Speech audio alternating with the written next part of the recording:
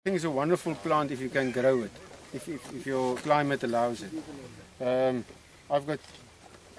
My major concern with lucerne is it grows quite vigorously in autumn. When you plant wheat, either you almost have to kill the lucerne for it not to compete with wheat. Because we had wheat crops totally destroyed by lucerne by the end of May.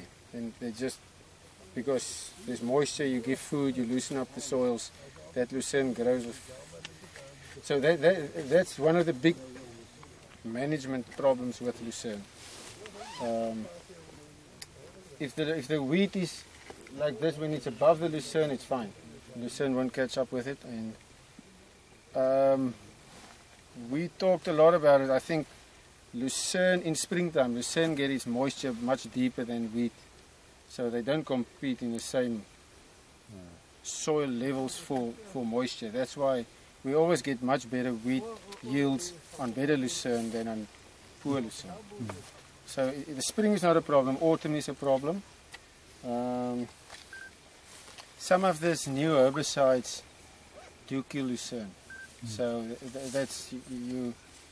I farm much closer to town, so I can't farm with sheep, so I only farm with cattle. And lucerne works wonderful with cattle, but it destroys your soil in winter time. So that's a bit of a...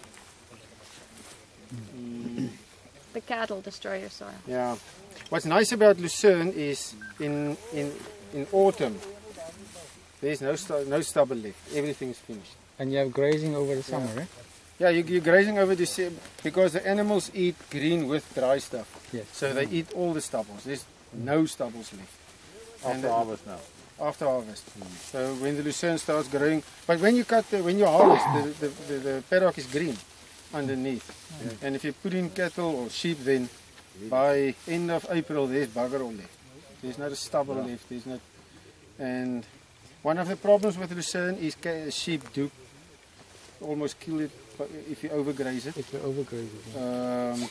But the upside of lucerne is as soon as there's some rain, it starts growing again. It's not something like medics that take ages to get mature so you can graze it. So, Okay, now what's the system here? It's lucerne, permanent lucerne. Okay.